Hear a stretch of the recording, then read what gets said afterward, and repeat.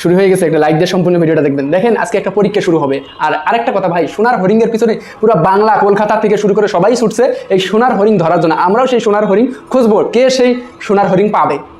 ভাই ব্রাদার, আরেকটা প্রশ্ন আছে, এইখানে দুজন ব্যক্তি আছে, তুষি আর ঋতিকা পাল, এদেরও একটা পরীক্ষা আছে। সেই পরীক্ষার ফলাফল জাস্ট আপনারা দিতে পারবেন, আমি দিতে পারবো না। আর সোনার হরিণ কে পাবে সেই অ্যান্সার আমি আপনাদেরকে দিয়ে দেবো। তো দেখেন ভাই ব্রাদার, আমার একটু থাম্বনেল দেখছেন, সুন্দর একটা, আশা করি আপনাদের কোনো সমস্যা নেই, স্বাধীনতা দেওয়া আছে, যা খুশি আমাকে এবং এই প্রশ্নের অ্যান্সার দুইটাই লিখে যাবেন। দেখেন ভাই, এইখানে আজকাল মেগাস্টার শাকিব খান মানে সে যা হয়ে গেছে, একটা সোনার কি হরিণ হয়ে গেছে। এই সোনার হরিণ পাওয়ার জন্য পুরা বাংলার জনগণ থেকে কলকাতার জনগণ সবাই ছুটছে সেই সোনার হরিণ ধরার জন্য এবং তাকে খাঁচাবন্দি করার জন্য। তো আসলে সত্যিকারে কে সেই খাঁচার মধ্যে ভরতে পারবে সেই সোনার হরিণকে। দেখেন ভাই, রাজ চক্রবর্তী, আপনারা ভালো করে শুনে গেছেন, এটা একটা সাবজেক্ট। তারপরে আপনাদের কি অরণ্য মামুন, সে একটা সাবজেক্ট, শের সব কিছু মানে আপনারা বুঝে যাবেন অবশ্যই, সবাই মেধাবী। তো তারপরে আরশাদ আদনান, সাহেব চন্দন, তারপরে নতুন করে যে বরবাদের যে ঘোষণা দিল মেহেদি হাসান, অনেকে এনাকে নিয়ে মানে কিছু চৌকট ইউটিউবার আছে, তারা মনে করেন উল্টা অলরেডি বলে ফেলছে। তো এই মানুষটাকে নিয়ে আমি আসলে মানে অন্যভাবে রাখতে চাই। এবং কি মেগাস্টার শাকিব খান মানে জানি না কার খাঁচায় বন্ধু হবে, তার মধ্যে কিছু একটা ধারণা আমি আপনাদেরকে দিতেছি। দেখেন আমি অ্যান্সারটাও আপনাদেরকে দেবো। আরশাদ আদনান একটা ফ্যাট, ভার্সেটাইল মিডিয়া একটা ফ্যাট 100% শাকিব খানের জন্য। আর আপনারা জানেন শাকিব খানকে আজকে এই জায়গায় আনার মানে কিন্তু ভার্সেটাইল মিডিয়া এবং আরশাদ আদনান।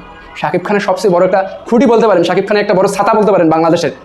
এই যে ষড়যন্ত্র, এই যে দেখলেন আপনারা অরণ্য মামুন থেকে শুরু করে মানে শাকিব খানের সাথে যারা কানেক্টিং আছে তারা সবাই একটা বটগাছের ছাতার নিচে আছে। সেই বটগাছকে আবার ছায়া দিচ্ছে কে? আরশাদ আদনান সাহেব। এটা আপনাদেরকে নিঃসন্দেহে বিশ্বাস করতে হবে, এটা কোনো ডাউট রাখা যাবে না সেইখানে। কেননা আরশাদ আদনানের যে ক্ষমতা, আর আরশাদ আদনানের কারণে আজকে মেগাস্টার শাকিব খান ঠিকঠাক আমাদের মাঝে উপস্থান হয়েছে এবং ঠিকঠাক সেই তাকে কাজ করতে ভালো জায়গায় লাগাইছে বিষয়টা। তো দেখেন ভাই, এই যে নতুন করে সে কোথায় যাবে আর কাকে কথা দেবে, সে তো একটা জিনিস নাকি, এই সোনার হরিণ আসলে কে বন্দি করতে পারবে? দিন শেষে কে পাবে জানেন ভাই? ওই যে ওনাকে যিনি ছাতা দিচ্ছে সিনি পাবে, আরশাদ আদনান সাহেব। তো আশা করি আরশাদ আদনান সাহেব যে তুষি, নাফিজা তুষি, তো ইনি কিন্তু হাওয়া চলচ্চিত্র করছে, শরীফুল রাজের সাথে একটা করছে। তো যাই হোক, সেটা বড় কথা না, তার অভিনয় নিয়ে বলতেছে না। তবে হ্যাঁ, আপনাদের পরীক্ষা শুরু হয়ে গেল। এই যে দেখেন, দেখতেছেন আপনারা, ইনি হলো তুষি, ইনি হলো আমাদের বাংলাদেশের নবাগত একজন নায়িকা, নবাগত একজন তারকা তুষি। কীরকম দেখতেছেন মানে ব্যাপারটা?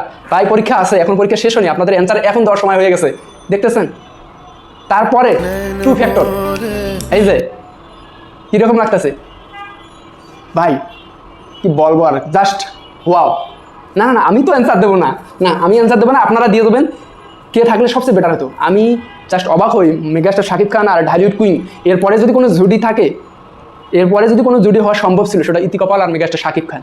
কি আর তোমার কুলটিনি কফি, কি আর তোর নিউ ইয়র্কের নায়িকা, এসব ভেঙে চুরে তছনছ করে দিত যদি ঋতিকা পাল থাকতো। রাজকুমার আরও দ্বিগুণ মানে ভাবে চলতো, সেটা শুধু ঋতিকা পাল থাকতো। আরে ভাই, মেয়েটার মনে করেন জাস্ট অভিনয়, কী রে বলবো, মানে অভিনয় দেখে তাকে বিশ্বাসই হয় না বলে এই মেয়ে এই ধরনের অভিনয় করতে জানে। পুরো জাত অভিনেতা ঋতিকা পাল। আরে ভাই, আমি তো এসব বলতে চাই না, আপনারা অবশ্যই কমেন্ট করে জানাবেন। ঋতিকা পাল আর মেগাস্টার শাকিব খান যদি একটা জুটি হয়, গল্প যেরকম হোক রে ভাই, সিনেমা পুরো বাস্ট হবে। সেটা হ্যাঁ, যে মেহেদি হাসান, এনাকে নিয়ে কিছু বলবো ভাই। আপনারা যারা এই যে চৌকট ইউটিউবাররা যা কথাবার্তা বলছে, এনারা কিছু বলছে ভাই, আমি কি বলবো তাদেরকে নিয়ে, তারা আসলে না জানে এই মানুষটা ব্যাচেলার পয়েন্ট। দেখছেন আপনারা, বাংলাদেশের একটা মানে একেবারে বিশ্ব ছড়িয়ে আছে, সেটা ব্যাচেলার পয়েন্ট। কি একটা নাটক, অস্থির লেভেলে, আরও কিছু কাজকর্ম করছে, সে যে একেবারেই নবাগত তা না। আর হ্যাঁ, মেগাস্টার শাকিব খান এত ছোটো মাপের আর্টিস্ট না, সে গল্প দেখলেই বুঝে যায় গল্পটা কই যাবে। আর মেগাস্টার শাকিব খান বুঝে শুনে কাজ করবে। আর হ্যাঁ, ইনি কিন্তু একমাত্র পরিচালক, শিক্ষিত, এবং আমি মনে করবো তার টাকা পয়সা অঠুর আছে, অটো কি আর বলবো, হিউজ পরিমাণ আছে, যা লাগবে তা দিয়ে দেবে। মেগাস্টার শাকিব খান 1 কোটি 1.5 কোটি, এটা কোনো ফ্যাক্ট না, সে 1.5 কোটি টাকায় দিয়ে কাজ করবে, কেননা আরে ভাই, মেগাস্টার এই হরিণকে যে বন্দি করতে পারবে, সে তো হয়ে যাবে বনের রাজা।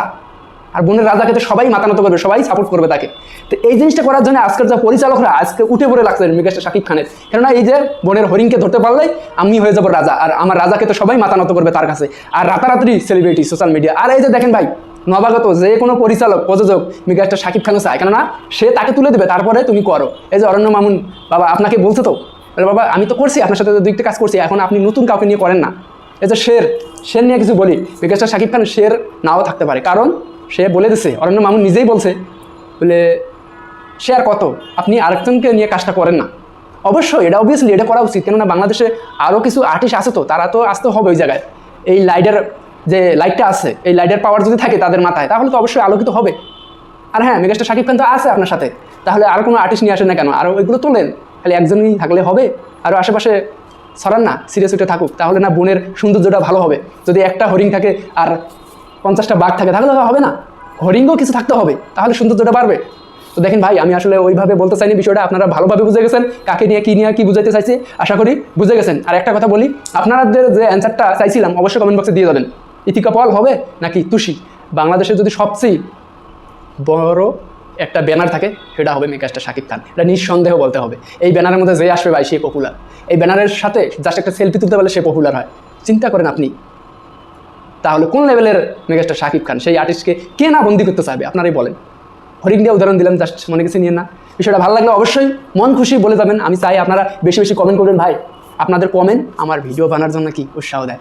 আর দেখেন ভাই, অনেকে অনেক ধরনের কথাবার্তা বলেন, আমি এটা বিশ্বাস করি, কেননা আমি যেমন আমার মন মানসিকতা ভাই সেম আপনাদের মধ্যে অনেকের মন মানসিকতা অন্য লেভেলের, তারা আসলে এগুলো পছন্দ করে না, তাদের কাছে আমি তাদের পছন্দের লোক না, তো তারা উল্টাপাল্টা কথাবার্তা বলবে, তাতে একটু মনে কিছু করিয়ে না। অনেক যারা ভালোবাসেন তাদেরকে বলতেছি, তারা আপনারা কিছু মনে কিছু করিয়ে না, কেননা তারা বলবে, তারা এইরকমই। আর তারা যেখানে যাবে ভাই, বিশ্বাস করেন, তারা যেখানেই যাবে সেইখানেই শুধু এই ধরনের কমেন্ট করবে, কেননা তাদের জন্ম ভাই ওই রাস্তা দিয়ে হয়েছে, তারা এইসব করে বেড়ায়, সবখানে নোংরামি একটা করে বেড়াবে। তো এদেরকে নিয়ে আমি কোনো কিছু বলতে চাই না।